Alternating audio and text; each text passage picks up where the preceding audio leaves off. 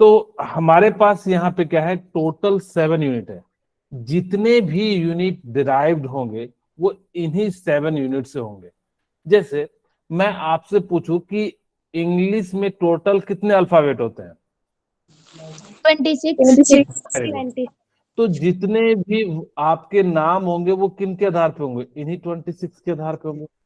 Yes sir. आप लोग का अगर ऐसा कोई वर्ड तो होगा नहीं या कोई ऐसा लेटर तो होगा नहीं जिससे कोई नाम आ रहा होगा।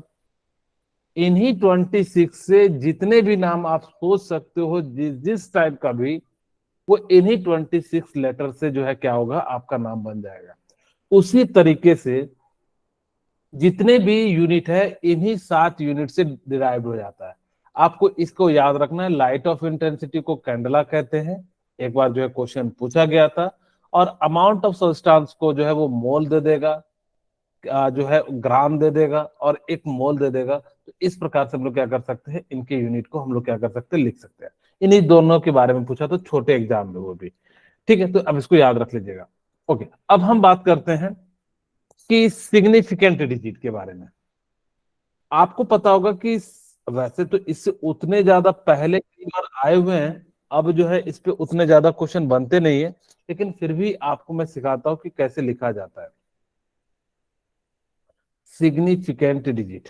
ओके, अब देखो सबसे पहले all non zero digit are significant. All non zero का मतलब है जीरो को छोड़ के बाकी जितने भी डिजिट होंगे वो सभी के सभी क्या होंगे, सिग्निफिकेंट होंगे। सिग्निफिकेंट। हाँ, अब मैं पूछूं कि 2, 3, 4, 5 में कितने सिग्निफिकेंट है? 4। यहाँ पे 4 सिग्निफिकेंट डिजिट है। ओके, यहाँ पे कोई जीरो नहीं है। अगर कोई जीरो नहीं है तो हम इसको एज अ सिग्निफिकेंट डिजिट के रूप में लेते हैं। सेकेंड, अगर आपके पास क्या हो कि आपने राइट लेफ्ट में कोई डिजिट लिख दिया, वो भी नॉन जीरो, और उसके बाद डेसिमल, और उस, या मैं सिंपल शब्दों में कहूं कि अगर आपने 2 नॉन जीरो डिजिट के बीच में जीरो लिख दिया तो उस जीरो को एज अ सिग्निफिकेंट के रूप में काउंट करेंगे। फिर से ध्यान से सुनना, मैंने क्या कहा, बड़ा सिंपल सा रूल है। पहला नॉन जीरो को, अगर जो किसी भी दो डिजिट, नॉन जीरो डिजिट यानी कि 101, इसमें सिग्निफिकेंट कितने हैं? सर 3। 3। 3। 3, क्योंकि अगर वही कह रहा है ये नॉन जीरो डिजिट है, ये भी नॉन जीरो डिजिट और ये जीरो है, अगर दो नॉन जीरो डिजिट के बीच में आ जाएंगे तो उस जीरो को आप एज अ सिग्निफिकेंट ले लेना, चाहे यह पॉइंट हो या ना हो। ठीक है, ओके। थर्ड पॉइंट, अब वो क्या कहता है कि थर्ड पॉइंट थोड़ा सा समझिएगा कि अगर लेफ्ट में जीरो है और उसके बाद जीरो है और यहां पे कोई डिजिट है, तो इन जीरो का कोई सिग्निफिकेंट नहीं होगा। बट अगर यहाँ पे कोई 1 आ गया तो इसका जो है सिग्निफिकेंट क्या हो जाएगा, वैल्यू हो जाएगा। सेकेंड, अगर मैं आपसे कहूं कि अगर, जो फोर्थ पॉइंट है, यही दो आपको फंसाएगा, इसी दो को आपको याद रखना है। फिर से मैंने क्या कहा कि अगर जो लेफ्ट हैंड साइड में कोई नॉन जीरो डिजिट है और उसके बाद अगर जो क्या है डेसिमल और जीरो है, तो उन डेसिमल जीरो का जो है या जो जीरो है उनको हम सिग्निफिकेंट के रूप में काउंट नहीं करते। बट अगर मेरे पास दशमलव है और यहाँ पे 9800 है, तो इसको हम as a significant in zero को काउंट करेंगे। 4 रूल मैंने क्या क्या बताया। पहला रूल मैंने कहा कि ऑल नॉन जीरो डिजिट को हम लोग क्या करेंगे, एज अ सिग्निफिकेंट ले लेंगे। ठीक है। सेकेंड थिंग, मैंने क्या कहा कि अगर आपके पास दो नॉन जीरो डिजिट के बीच में जीरो आ जाए तो भी हम उसको क्या ले लेंगे, सिग्निफिकेंट के रूप में यूज कर लेंगे। थर्ड मैंने क्या कहा, अगर लेफ्ट हैंड साइड में नॉन जीरो डिजिट ना हो यानी कि जीरो हो और उसके बाद अगर जीरो हो और उसके बाद लास्ट में जो है डिजिट हो नॉन जीरो डिजिट, तो सिर्फ और सिर्फ नॉन जीरो डिजिट को काउंट करना।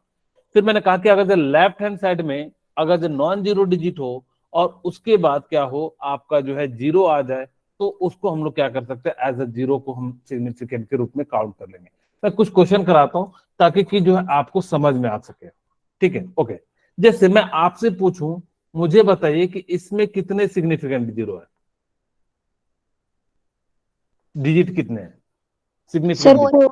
Very good. 4. 4. अच्छा, मैं अब आपसे पूछूं कि इसी को मैंने क्या कर दिया, ऐसे कर दिया, तो बताइए कितने हैं। सर फर्स्ट 9 लिखा है। हाँ, सर 7. 7. Very good. 7. कहा कि अगर मैं आपसे पूछूं कि 100 में कितने सिग्निफिकेंट डिजिट है। 3. 3. 1 1. है। 1. अगर याद रखिएगा कि जीरो ना हो, सॉरी डेसिमल ना हो, और उसके अगर जब डेसिमल होता तो कितने होते। सर 3. 3। 3, very good. अगर ये डेसिमल नहीं है तो जीरो को हम लोग क्या करते हैं, एज अ सिग्निफिकेंट काउंट नहीं करते हैं। अब आपके मन में आएगा कि सर हम लोग तो काउंट करते हैं, हमने हमने पढ़ा भी है बचपन में, जीरो का महत्व जो है तब होता है जब वो राइट साइड में आता है। आप लोगों ने नहीं सोचा यस होगा, सर। ऐसा यस। पढ़ा होगा Yes. कि लेफ्ट हैंड साइड में जो रहता है तो उसका सिग्निफिकेंट नहीं रहता है, लेकिन अगर जो राइट साइड में आ जाता है तो उसका हम लोग क्या कर लेते हैं, सिग्निफिकेंट वैल्यू ले लेते हैं। तुमने कहा बिल्कुल सही। तो उसी प्रकार से क्या हो जाता है कि यहाँ पे इसका जो क्या आ जाएगा, सिग्निफिकेंट आ जाएगा। अगर ये सिग्निफिकेंट है, अगर दशमलव है तो सिग्निफिकेंट है, दशमलव नहीं है तो कितना हो जाएगा, 1 हो जाएगा। ओके, तो ये चीजें जो है यहाँ पे लिखी हुई रहती है। सर जैसे कि फोर्थ पॉइंट में दिया है 20.00, तो उसमें हमारे पास सिग्निफिकेंट फिगर 4 होंगे। वेरी गुड, होंगे, यानी कि 4 है, देखिए। ठीक है। अब मैं एक दो और तरीका बताता हूं। अगर आपके पास 10⁵ या कुछ भी हो, उसको एज अ सिग्निफिकेंट डिजिट नहीं लीजिएगा। ठीक है। यस। और कितना भी कुछ हो उसको एज अ सिग्निफिकेंट हम क्या करेंगे, काउंट नहीं करेंगे। मैं पूछूं आप लोगों से, चलिए मैं आपसे पूछता हूं, find the number of significant digit, significant digit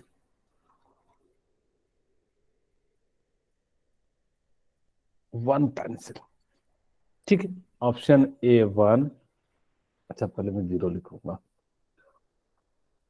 B1, C2, D∞। मुझे बताइए कि इसके अंदर कितना सिग्निफिकेंट डिजिट है। सर क्या लिखा है फॉर 1 ना। 1 पेंसिल।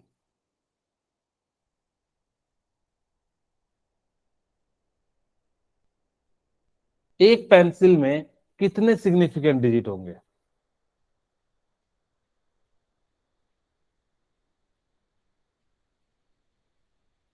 बोलिए, कुछ तो बोलिए। 1 2 3 सर 4 1। 8। सर 1। 1। नहीं, सर 1. इन्फिनिटी सर होंगे। इन्फिनिटी। ओके। अगर कोई ऑब्जेक्ट आ जाए तो उसका नंबर ऑफ सिग्निफिकेंट कितना हो जाता है, इन्फिनिटी हो जाता है। इन्फिनिटी। ठीक है। इस चीज को याद रखिएगा कि अगर किसी के पास ऑब्जेक्ट आ जाएगा तो वहां पे हम लोग जो है सिग्निफिकेंट डिजिट काउंट नहीं करते हैं। ठीक है, क्योंकि ऑब्जेक्ट का कोई सिग्निफिकेंट नहीं होता है। ठीक है। ओके। अब हम बात करते हैं laws of chemical combination reaction की। जो टोटल है ना, वो 5 लॉ है। पहला है law of conservation of mass, यानी कि जो है इसको किसने दिया था, आपके एंटोनियो लवोजियर। और आपको पता होगा कि फादर ऑफ केमिस्ट्री किसे कहा जाता है। एंटोनी लेबोजियर। हाँ। बाद में आप सभी को पता होगा कि एंटोनियो लवोजियर ने बहुत सारे नियम निकाले थे जो कि नीट के बच्चों को परेशानी आ रही थी, इसीलिए हमने उसको फांसी पे चढ़वा दिया था। उनकी जो मृत्यु हुई थी फांसी लगने के कारण हुई थी। एक्चुअल में ऐसा कोई लॉजिक नहीं है कि हमने जो है उन्होंने उनको वो जो है कुछ और भी बिजनेस कर रहे थे, उस बिजनेस के आधार पे उनको जो है फांसी दे दिया गया था। कई सारे बच्चे कहते हैं कई कम से कम जो है उनको फांसी दे दिया गया, नहीं तो भी पता नहीं कितने सारे जो है लॉ दे के चले जाता। ठीक है। खैर, अब उसके बाद जो है लॉ ऑफ डेफिनेट प्रोपोर्शन, एक एक करके सारी बातें पढ़ेंगे। इसको दिया था किसने, जोसेफ प्रॉस्ट ने दिया था। ठीक है। उसी प्रकार से लॉ ऑफ मल्टीपल प्रोपोर्शन अवगाडो ने दिया था, गेल उसाक लॉ ने जो है वॉल्यूम वाला दिया था। इस प्रकार से जो है अलग अलग ने जो है क्या करा था, आपका साइंटिस्ट ने दिया था। ठीक है। ओके। अब हम यहाँ पे बात करते हैं, जैसे देखिए लॉज ऑफ कंजर्वेशन एंटोनियो लवोजियर, और इन्हीं को हम फादर ऑफ केमिस्ट्री कहते हैं।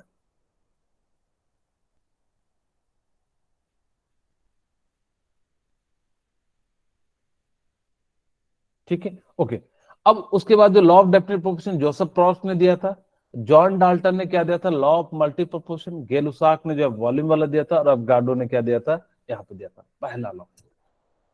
पहला लॉ क्या कहता है, ध्यान से सुनना, मैं आपको बड़े प्यार से समझाता हूं एग्जाम्पल के साथ। इन्होंने कहा कि जितना मास रिएक्टेंट का होगा उतना ही मास क्या होगा, प्रोडक्ट का। प्रोडक्ट का होगा। एक बात याद रखिएगा कि कभी भी रिएक्टेंट से ज्यादा प्रोडक्ट का मास नहीं हो सकता। फिर से कहोगे सर कैसे, आपको एक एग्जांपल के रूप में समझाता हूं तो ज्यादा फील आएगा, फिर मैं इसको लॉ को समझाऊंगा कि mass can neither created not destroyed, only change one form to another form, या one physical and chemical form, chemical changes कर सकते हैं।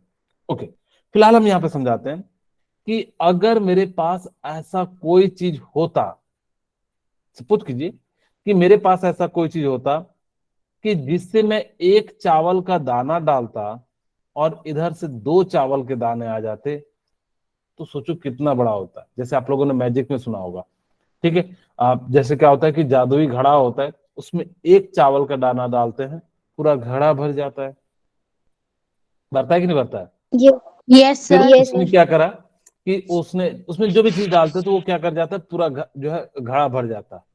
अगर ऐसा होता तो सोचो एक जादू से कम नहीं है, फिर हमें किसी चीज की, कोई चीज की जरूरत नहीं पड़ती। चावल अगर सोच सकते कि अगर मैं क्या करूं कि 2 ग्राम से 3 ग्राम कोई प्रोडक्ट बना लूं। अब मान लीजिए ऐसे समझिए कि आप लोग जो है खाना बना रहे हैं एक आदमी का, और आपके पास ऐसा कोई फॉर्मूला आ जाए जिससे 3 आदमी का खाना बन जाए। अब ऐसा नहीं करना कि सर हम मिर्ची डाल देंगे या बढ़िया नहीं बनाएंगे तो उसको 10 लोग भी खा लेंगे, ऐसे बात नहीं कर रहे हम, बिल्कुल वैसे ही बना रहे हैं, लेकिन उसकी क्वांटिटी ऑटोमेटिक बढ़ जाए। तो इसीलिए कभी भी मास ऑफ रिएक्टेंट जो है वो प्रोडक्ट से ज्यादा नहीं हो सकता, सॉरी, प्रोडक्ट का मास जो है रिएक्टेंट से ज्यादा नहीं हो सकता। रिएक्टेंट ज्यादा हो सकता है जब आपको लिमिटिंग रिएजेंट बताएंगे तो वहां पे बताएंगे। अच्छा, मैं आपसे एक छोटा सा ऐसे क्वेश्चन पूछता हूँ, अगर घड़े में मेरे पास जादुई घड़ा आप लोगों को दे दिया तो किसको किसको डबल कीजिएगा? पहला सोने को डबल कर लीजिएगा, हाँ या ना में, बिल्कुल ओके। क्या आप लोग चांदी को कर लीजिएगा? Yes sir. Okay. Yes sir. अच्छा, मैं आपको नोट्स दूं, नोट्स, नोट्स मतलब समझते हो? Yes sir. हाँ, ऐसा ही पैसा होगा। तो यस सर। अगर इसको देंगे तो क्या इसका डबल हो जाएगा? Yes yes sir. Sir. Double तो हो जाएगा लेकिन उसका कोई वैल्यू नहीं रहेगा, क्योंकि वो सिमिलर टाइप्स पे बनाते हैं और वो कॉपी कर देगा और नोट का नंबर सेम हो जाएगा। और अगर जब नोट का नंबर सेम हो जाएगा तो नोट्स क्या होगा, चलेगा नहीं, और आपको क्या हो यस सर। जाएगा, जेल में जाना पड़ जाएगा। ठीक है, इसलिए नोट्स को कभी आपको जादुई घड़ा मिले तो नोट्स को डबल मत कीजिएगा। चलिए खैर, ये मजाक मस्ती की बात। आवाज कट रही है। जस्ट वन, मेरी आवाज अब जा रही है क्लियर? Yes sir. पहले नहीं जा रही थी क्या? सर। सर आ रही थी पहले भी। सर आ रही ओके, थी। ठीक है। मैंने वही कहा कि जो है इसलिए कभी भी पैसे, बाकी चीजों को जो है आप कर सकते हो, थिंग्स को डबल कर सकते हो, लेकिन कभी भी रुपीस को मत करना जिसमें सिमिलर टाइप्स के नंबर लिखे हो, आप उन चीजों को कभी डबल मत करना। ठीक है, खैर ओके। अब हम ये चीजें सीख गए तो वही चीज कहता है law of conservation of mass, क्या कहता है कि मास को ना तो आप बना सकते हो, कोई भी मास को हम बना नहीं सकते, या मैटर को हम सिर्फ उसके फिजिकल एंड केमिकल चेंज कर सकते हैं। इसीलिए इसको लॉ ऑफ इंडस्ट्रक्टिव मैटर कहते हैं। यानी कि आप, ऐसा नहीं है कि आप उसके मास को तोड़ के बना दो, ठीक है, हम लोग सिर्फ क्या करते हैं, उनकी चेंज करते हैं। अच्छा, मुझे बताइए केमिकल चेंज में कौन पार्टिसिपेट करता है, इलेक्ट्रॉन, प्रोटॉन या न्यूट्रॉन? इलेक्ट्रॉन। अच्छा, कहीं प्रोटॉन और न्यूट्रॉन इलेक्ट्रॉन। पार्टिसिपेट करता है क्या? नो करता सर। है, कहाँ करता है? न्यूक्लियर रिएक्शन में। आप लोगों ने याद होगा, मॉडर्न फिजिक्स पढ़े हैं अभी? सर पढ़ रहे ओके, हैं अभी। तो वहां पे आपको बताया जाता होगा कि प्रोटॉन जो है इस प्रकार से है, यानी कि जो है दूसरे के साथ जो है क्या कर जाता है, चल जाता है, मतलब उसके साथ जुड़ जाता है, और इस प्रकार से जो है क्या कर सकता है, वहां पे न्यूक्लियर रिएक्शन में न्यूक्लियस वाला जो है क्या करता है, इलेक्ट्रॉन प्रोटॉन जो है, इलेक्ट्रॉन तो केमिकल में होता है, प्रोटॉन और न्यूट्रॉन जो है न्यूक्लियर रिएक्शन में हो जाता है। तो वही कहता है कि जितना मास रिएक्टेंट का होगा उतना ही मास क्या हो जाएगा प्रोडक्ट का। मैं आपको एक एग्जांपल के साथ समझाता हूं तो थोड़ा सा ज्यादा फील आएगा। जैसे मान लो कि मैंने क्या करा कि पानी बनाया H2 प्लस O2 और इसको हमने रिएक्शन करा के क्या बना दिया 2H2O और यहां पे हमने इसको बैलेंस कर दिया। अब मैंने मान लिया कि इसका मास 4 ग्राम है और इसका मास कितना है 32 ग्राम, तो इसका टोटल मास कितना हो जाएगा 36 ग्राम। वही कहता है कि ये दोनों क्या है रिएक्टेंट, reactant वेरी गुड, और ये क्या है product प्रोडक्ट है। ओके, तो वही कहता है कि जितना मास रिएक्टेंट का होगा उतना ही मास क्या होगा प्रोडक्ट का। तो इसको हम लोग क्या कहते हैं लॉ ऑफ कंजर्वेशन, यानी कि जितना मास था रिएक्टेंट का तो हम लिख सकते हैं mass of reactant equal to mass of product. हाँ, इसको एक और नाम से जाना जाता है लॉज ऑफ इनडिस्ट्रक्टिबिलिटी, यानी कि आप इसको जो है तोड़ नहीं सकते, मास को बना नहीं सकते, इसीलिए इनडिस्ट्रक्टिव लॉ कहा जाता है। ठीक है, मास ऑफ प्रोडक्ट। तो ये पहला लॉ था, बड़ा आसान सा था कि जितना मास रिएक्टेंट का होगा उतना ही मास क्या हो जाएगा आपका इसका हो जाएगा। सेकेंड लॉ दिन सुनिए, सेकेंड लॉ क्या कहता है कि कोई भी आप कंपाउंड बनाओगे तो हमेशा फिक्स रेशियो में बनेगा। कहोगे इसका मतलब क्या है, अगर मैं कहूं कि हिमाचल का पानी का रेशियो जो वाटर होगा वो भी सेम कॉन्स्टिट्यूएंट से बना होगा,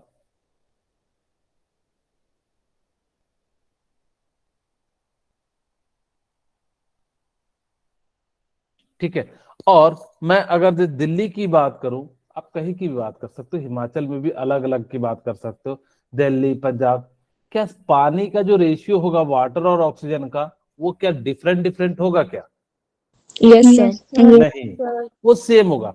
अब कहोगे सर टेस्ट तो अलग आता है, उसके अंदर मिनरल्स के कारण आता है। अब जितने भी वाटर बने होंगे मैं आपको दिखाता हूं, मैं यहाँ पे एक एग्जांपल ले लेता हूं। मैंने क्या करा कि H2 प्लस O2 ले लिया और यहां से हमने क्या बना दिया H2O बना दिया।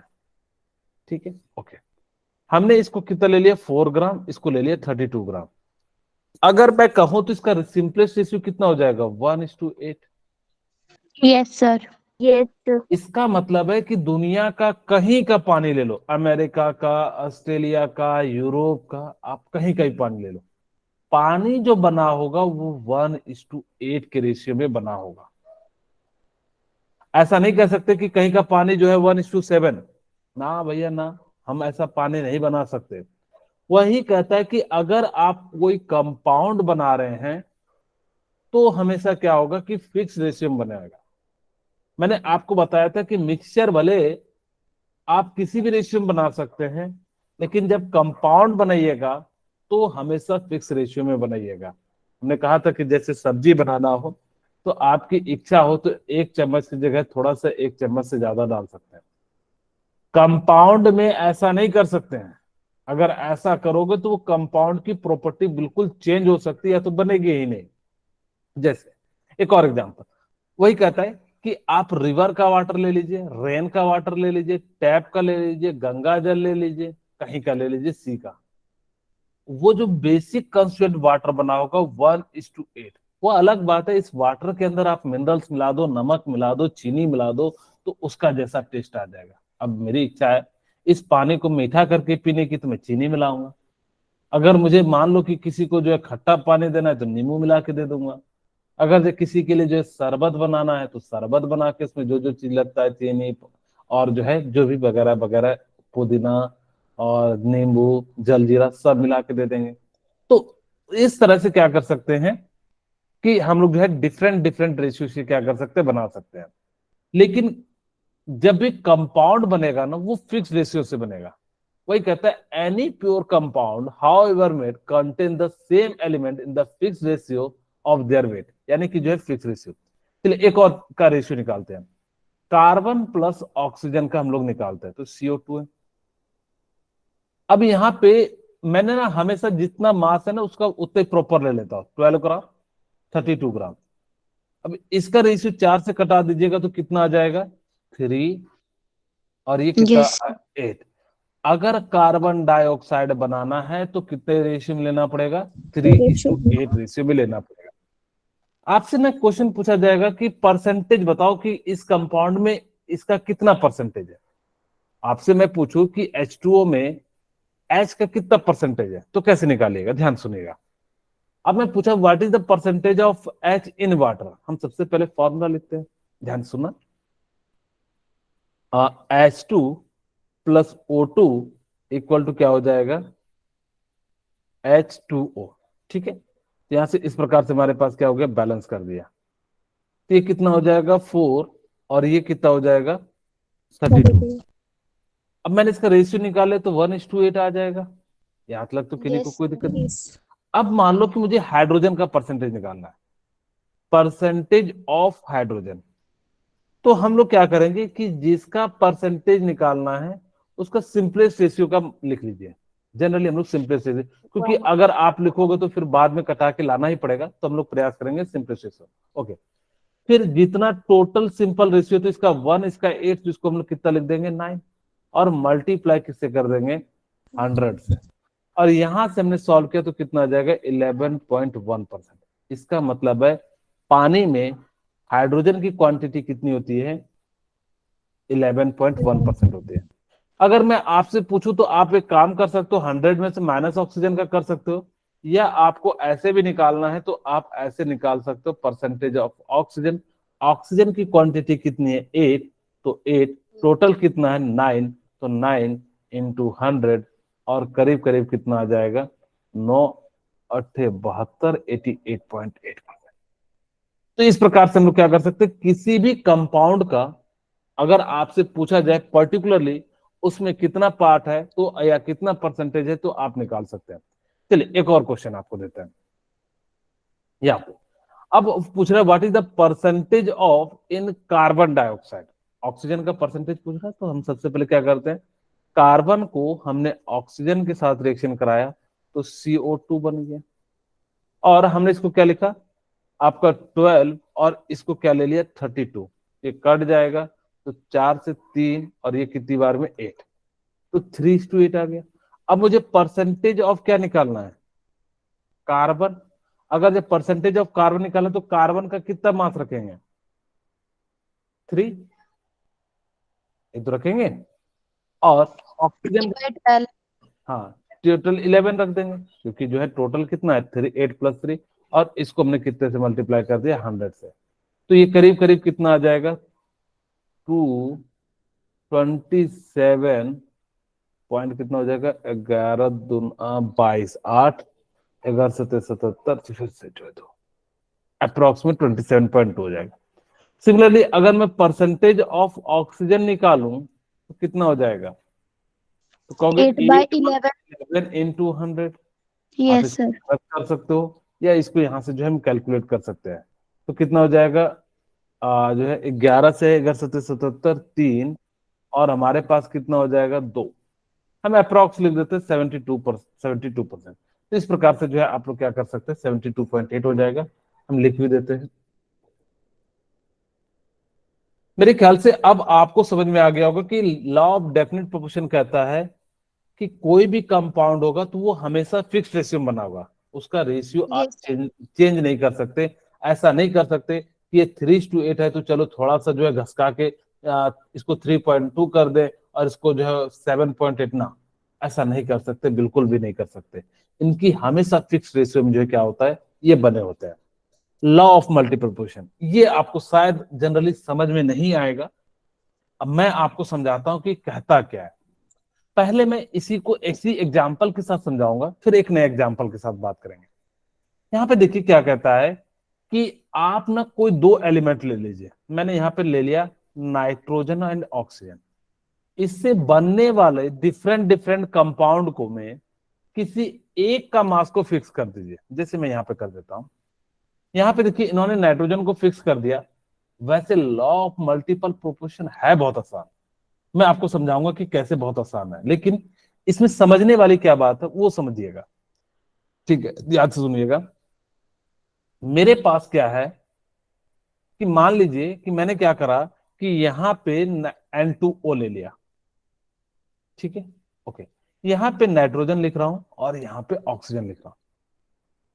मैं यहाँ पे नाइट्रोजन का मास 28 ले लिया और यहाँ पे ऑक्सीजन 16 ले लिया। सिमिलरली मैंने N2O2 ले लिया और यहाँ पे मैंने जो है 28 ले लिया और ये जो है 32 ले लिया, और उसके बाद मैंने ले लिया N2O3 ले लिया और यहाँ पे मास कितना ले लिया 28 एंड 48।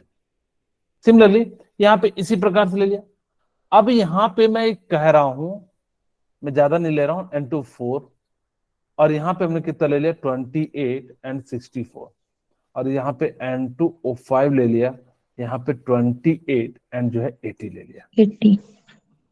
ये एक्चुअली कैसे लिया है, यहाँ पे ऑक्सीजन के एक एटम का 16 होता है तो 5 इसलिए लिया, ताकि क्या, अगर मैंने यहाँ पे इसके मास को नाइट्रोजन के मास को फिक्स कर दिया, अब जरूरी नहीं है कि 28 ही कहा जाए, हो सकता है कि वो आपसे कह देता है 56। पहले मैं आपको सिंपल समझाता हूं, फिर जो है इसके डिफिकल्ट समझाऊंगा। अगर आप खुद मुझे बताइए कि अगर एक के मास को फिक्स कर दें तो दूसरा यानी कि ऑक्सीजन का ही तो रेशियो आएगा, आएगा कि नहीं यस आएगा? सर। और अगर जब ऑक्सीजन का ही रेशियो निकालिएगा तो उसका होल नंबर में आएगा कि नहीं आएगा? Yes sir.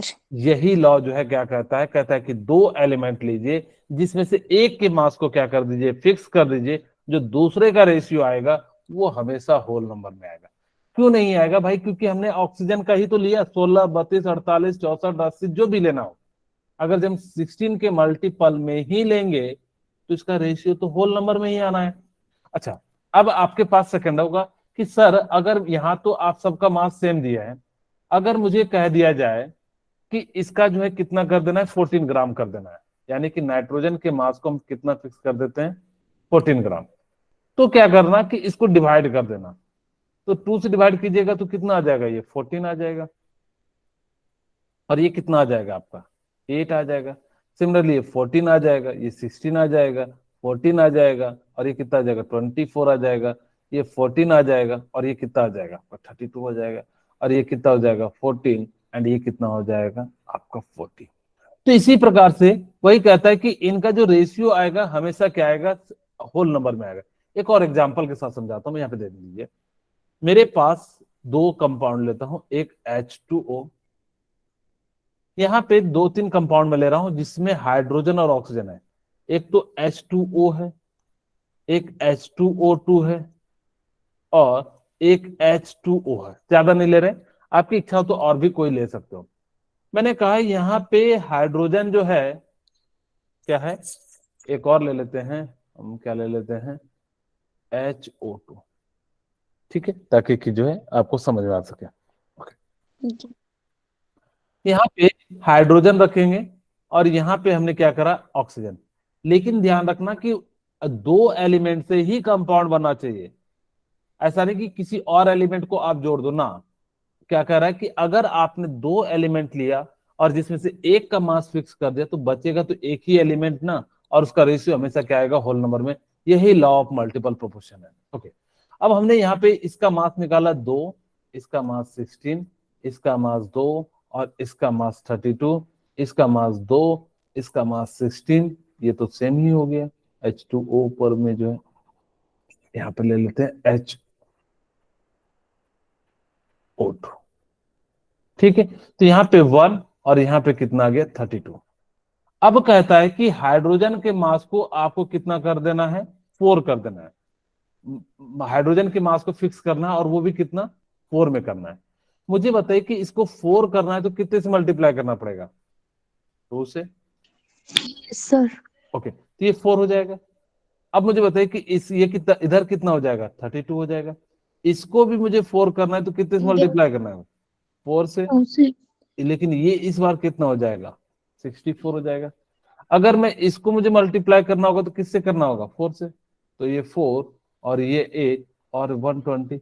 अगर ये मास फिक्स हो जाएगा तो क्या इसका जो रेशियो आएगा होल नंबर नहीं आएगा? Yes sir. तो यही चीज को इन्होंने क्या कहा, law of law of multiple proportion, यानी कि कोई भी कंपाउंड होगा, अगर जो डिफरेंट डिफरेंट दो से डिफरेंट डिफरेंट कंपाउंड बना रहे हो और एक का मास फिक्स कर दोगे, तो जो दूसरे का रेशियो आएगा हमेशा सिंपल न्यूमेरिकल रेशियो आएगा। और क्यों ना आए, खुद भी सोच सकते हो कि हाँ सर सही बात है कि अगर मुझे दो कंपाउंड है जिसमें से एक का मास फिक्स कर दिया तो बचेगा तो एक ही कंपाउंड ना, उसी का रेशियो तो हमेशा कैसा आएगा, होल नंबर में आएगा। ओके, तीसरा लॉ ऑफ रेसिप्रोकल प्रोपोर्शन, ये क्या कहते हैं, ध्यान सुनना। मैं यहाँ पे आपको ना पहले ट्रायंगुलर से समझाता हूं, तब आपको इसके जो है लैंग्वेज के फॉर्म में लेके चलूंगा। ये क्या कहता है कि आप कोई दो एलिमेंट ले लीजिए, when two element combined with fix mass, third element then the ratio of masses in which do so either the same or some whole number of multiple of ratio in which they combine। क्या कहते हैं, ध्यान सुनना। अगर मैं यहां से CO2 बनाऊंगा, ठीक है, कार्बन और ऑक्सीजन से बनाया तो क्या बना, CO2, और यहां से बनाया तो मैंने क्या बनाया, H2। क्या इतनी सी बात समझ में आ गई? Yes, sir. अगर यहां जो कंपाउंड बनेगा वो CH4 बनेगा। अब वो क्या कहता है कि कार्बन और ऑक्सीजन का, अगर जब मैं यहां पे बना रहा हूं तो कार्बन ऑक्सीजन का रेशियो कितना हो जाएगा, कार्बन कितना मास हो जाएगा, 12. 12, और ऑक्सीजन का मास कितना हो जाएगा, 32। Yes, sir. तो यहां से मैं लिख भी सकता हूं कार्बन का मास कितना हो गया 12, कलर चेंज कर देता हूं, और ऑक्सीजन का मास कितना हो जाएगा 32। ओके, 32. यहां पे मुझे बताइए कि हाइड्रोजन का मास कितना हो जाएगा, 2। 1. ऑक्सीजन का, क्योंकि दो हाइड्रोजन है तो 2 हो जाएगा। ऑक्सीजन का मास कितना हो जाएगा 16। वो 16. कहता है कि अगर आप इन दोनों का रेशियो निकालिएगा तो इसका रेशियो के बराबर आएगा या इसके रेशियो के मल्टीपल आएगा। जैसे देखिए, मैं अगर 12 डिवाइडेड बाई 32 और इसका रेशियो निकालता हूं 2 डिवाइडेड बाई 16, अब देखिए जो करता होगा कटा देंगे, तो इसको मैं ऐसा लिख सकता हूँ 12 divided by 32 into 16 divided by 2। बोलिए, Yes, sir. तो यहां से कितना आया, 3:1 आ गया। अब हम देखते Yes, हैं sir. क्या कार्बन का मास 12 और हाइड्रोजन का मास 4 और कार्बन का जो है 12 डिवाइडेड बाय 4, क्या रेशियो अभी भी 3:1 आ रहा है क्या? वही Yes, चीज sir. ये क्या कहता है, लॉ ऑफ रेसिप्रोकल प्रोकल कहता है, law of reciprocal reciprocal proportion क्या कहता है कि अगर आपने क्या करा कि दो एलिमेंट से दो डिफरेंट डिफरेंट कंपाउंड बना रहे हो और उनका रेशियो जो होगा वो जो है थर्ड के रेशियो के बराबर होगा या मल्टीपल होगा। बोलिए, क्लियर है, इतनी सी बात की नहीं? एक और एग्जांपल के साथ Yes. समझाता हूँ। Yes. मान लो कि मैंने क्या लिया, कार्बन लिया, सल्फर लिया और ऑक्सीजन लिया, इस प्रकार से यहां से जो बनेगा CS2 बनेगा, और यहां से क्या बनेगा, SO2 बनेगा, और यहां से क्या बन जाएगा, CO2 बन जाएगा। बोलिए, क्लियर है? Yes, sir. अगर मैं यहां से निकालू तो कार्बन का मास कितना हो जाएगा, 12 हो जाएगा, 12. सल्फर का मास कितना हो जाएगा, 64 हो जाएगा, क्योंकि एक सल्फर का मास कितना होता है 32, तो 2 का कितना हो जाएगा 64। यहां से भी 64. निकालते हैं 32 और कितना हो जाएगा सल्फर का, और ऑक्सीजन का कितना हो जाएगा 32। 32. ओके, अब यहाँ पे हम देखते हैं कि कार्बन और सल्फर का जो रेशियो है वो कितना हो जाएगा, 12 divided by 64 divided by 32 divided by 32, यानी कि 1 हो जाएगा। ओके, अब इसको जो है 12 डिवाइडेड बाई 62, यानी कि कट रहा है किससे, 4 से, 1:4. Yes, sir. 12 का 12 नहीं, ठीक है, तो 4 से कटता है पहले, तो ये कितनी बार में कट जाएगा 1, और ये कितनी बार में कट जाएगा 4 से 24। ओके, अब इसका रेशियो निकालते हैं कार्बन एंड ऑक्सीजन का, तो कितना आ जाएगा 12. 12 हो जाएगा, और ये कितना आ जाएगा 32, 16. क्योंकि ऑक्सीजन है ना O2, तो Yes. यहां से कितना आ जाएगा आपका, 4 से कटेगा 4, सॉरी, तो 3:8, कहाँ गलती कर दी है,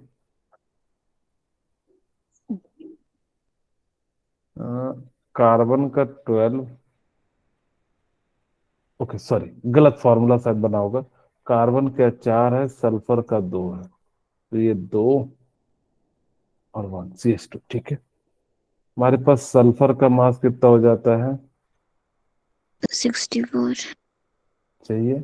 ओके, कार्बन का 12 और इसका 64।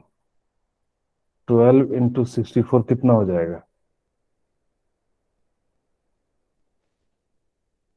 कहाँ गलती कर दी, एक बार फिर से। Okay. हम यहाँ पे लेते हैं सल्फर, और हमारे पास क्या है यहाँ पे? ऑक्सीजन है। कार्बन। तो कार्बन ले लेते हैं, पहले हमने कार्बन लिया था तो। और यहाँ पे हम लोग क्या ले लेते हैं? आपका ऑक्सीजन। ऑक्सीजन। इससे जो बनेगा वो क्या बन जाएगा? CS2 बन जाएगा। इससे जो बनेगा SO2 बन जाएगा।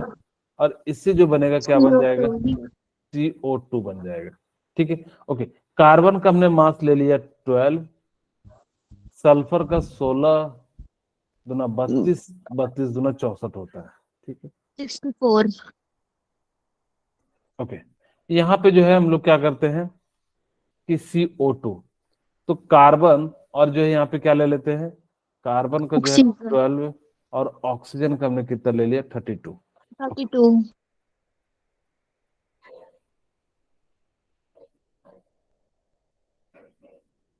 यहाँ पे SO बनेगा, इसीलिए गलत आ रहा था। ठीक है, क्योंकि देखिए सल्फर की भी 2 होती है और ऑक्सीजन की भी 2, तो 2 से 2 कट जाएगा, इसीलिए थोड़ा सा वहां दिक्कत आ रहा है। ठीक है, ओके। अब जो है सही आ जाएगा।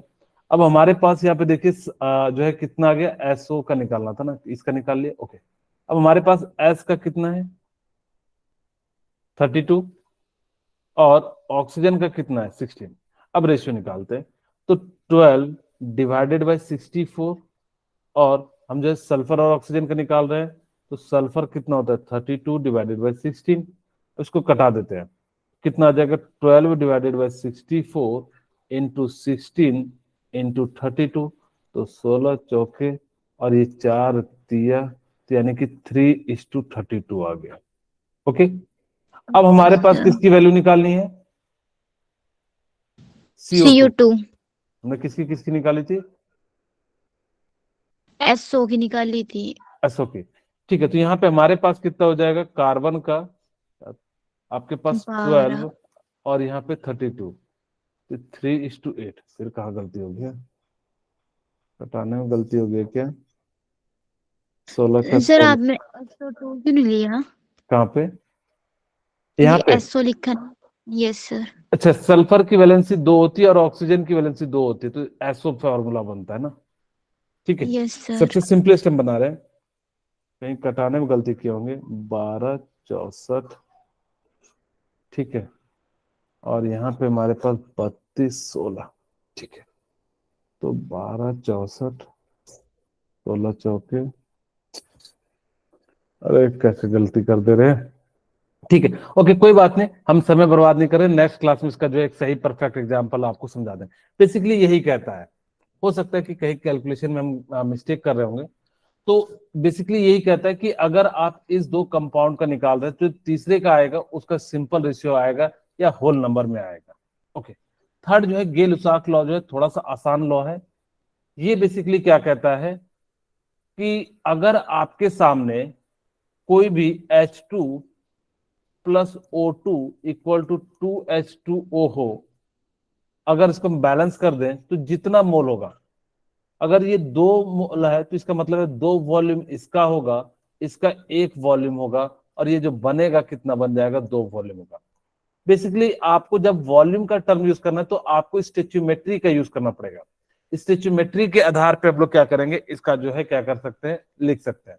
ठीक है, तो इसीलिए जो है काफी ज्यादा जो है ये उतना जैसा फर्स्ट लॉ था उसी के अनुसार से, बट ये क्या कहता है कि जो वॉल्यूम होगा वो किसके अनुसार से हो जाएगा? आपका स्टेचुमेट्री के अनुसार से हो जाएगा, या सिंपलेस्ट रेशियो में जो है आपका वॉल्यूम निकलेगा। लास्ट पॉइंट जो सबसे इंपॉर्टेंट है, यहां से जो है IIT ने भी क्वेश्चन पूछा था, कैसे? मैं इसको समझाता हूं, थोड़ा ध्यान सुनना। मेरे पास ना 2 कंटेनर ले लेता हूं, ठीक है? अब ध्यान से सुनना, मैं क्या कहना चाह रहा हूं। अगर मैंने इस वाले कंटेनर में क्या करा? H2 गैस भरा, दूसरे वाले में क्या करा हमने, O2 भर दिया, ठीक है। हमने टेम्परेचर प्रेशर को कांस्टेंट रखा। अगर मैंने यहां पे क्या करा कि 10 ग्राम, या मैं जो है ना समझाने के लिए 22.4 लीटर ले लिया, और इसका भी O2 का कितना ले लिया, 22.4 लीटर।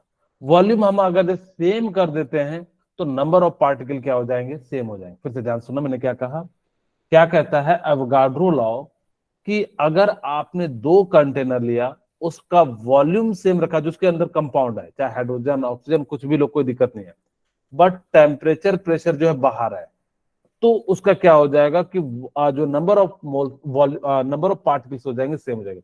अब देखिए होगा भी क्यों नहीं, क्योंकि अगर यहाँ पे वॉल्यूम सेम है तो वॉल्यूम के लिए जो है क्या है, आपको पता होगा कि मोल निकालने के लिए क्या फॉर्मूला है, अभी मैं बताऊंगा अभी। तो गिवन वॉल्यूम, ठीक है, डिवाइडेड बाय क्या हो जाएगा, 22.4 litre.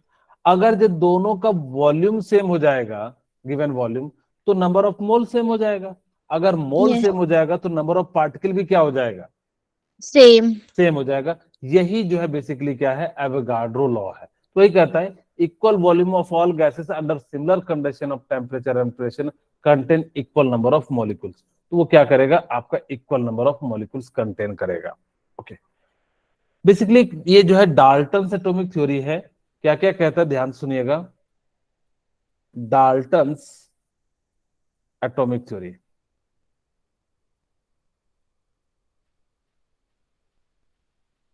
Okay, Dalton atomic theory क्या कहता है, उस समय के अनुसार से उन्होंने कहा कि एटम जो होगा वो सबसे छोटा पार्टिकल होगा, और एटम जब सेम एलिमेंट का होगा तो उनमें आइडेंटिकल प्रॉपर्टीज होंगी, चाहे उनका मास हो, चाहे उनका वॉल्यूम हो, चाहे उनका कलर हो। सेम एलिमेंट का आप हाइड्रोजन ले लीजिए और इधर भी हाइड्रोजन ले लीजिए, तो इनकी प्रॉपर्टीज क्या हो जाएगी, सेम हो जाएगी ऑल रिस्पेक्ट में। अगर आपने डिफरेंट कंपाउंड ले लिया, डिफरेंट एलिमेंट ले लिया, तो उनका मास जो होगा वो क्या हो जाएगा, डिफरेंट हो जाएगा, उनका कलर जो होगा वो क्या हो जाएगा, डिफरेंट हो जाएगा, और उनकी प्रॉपर्टीज भी क्या हो जाएगी, डिफरेंट हो जाएगी। Okay, atom is the smallest unit that take parts in chemical reaction. कहता है कि जो एटम होता है वो सबसे छोटा पार्टिकल होता है, और वो क्या करता है, केमिकल रिएक्शन में जो है क्या करेगा, पार्टिसिपेट करेगा। Atom of two or more element combine in simple whole ratio form of compound atom. ये बात हमने जो है आपको लॉ ऑफ डेफिनेट प्रोपोर्शन में भी बताई, कि जब भी रिएक्शन करेगा तो क्या करेगा, एक सिंपलेस्ट रेशियो में जो है क्या करेगा, रिएक्ट करेगा, जिस कारण से वो जो है आपका कंपाउंड बनेगा, तो एक सिंपल नंबर यानी कि जो है रेशियो में जो है कन्वर्ट होगा।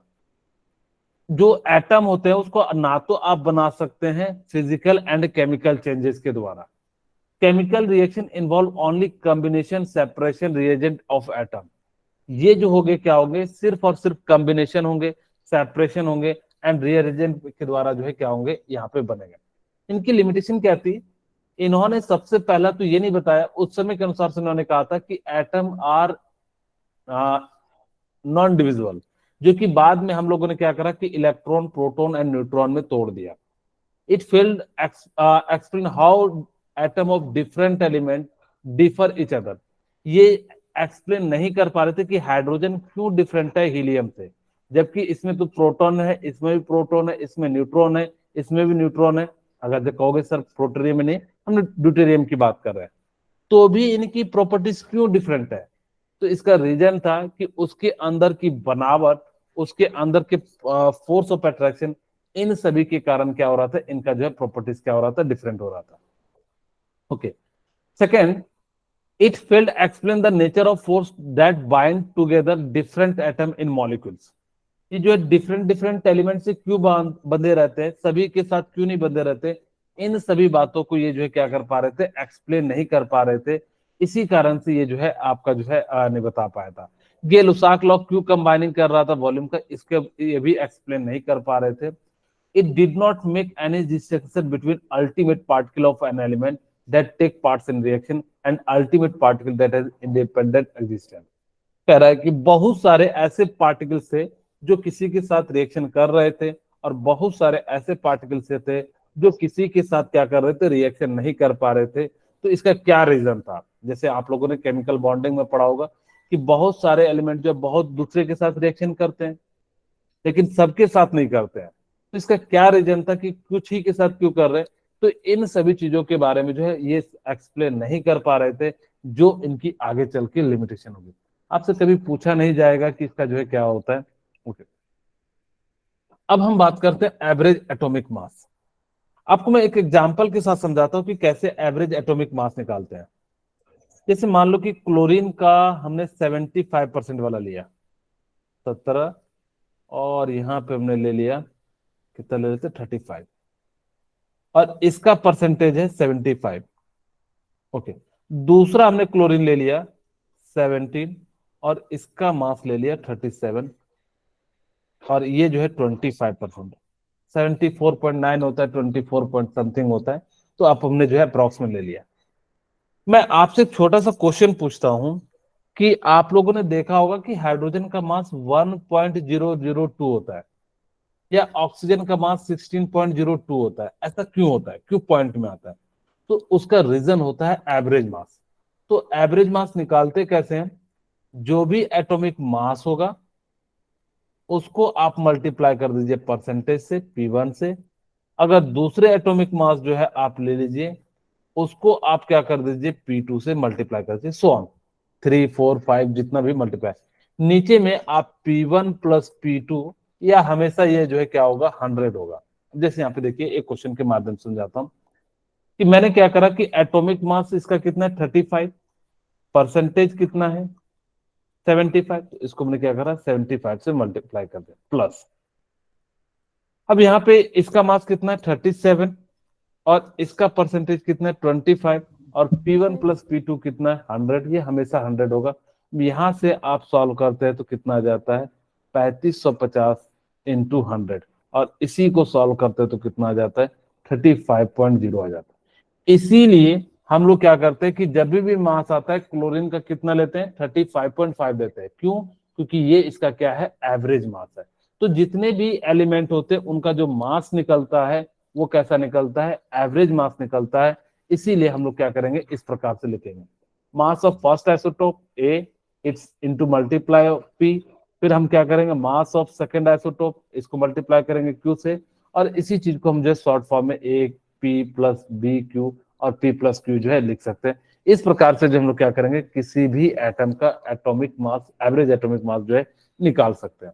ठीक है, तो आज की क्लास यहीं पर रखते हैं।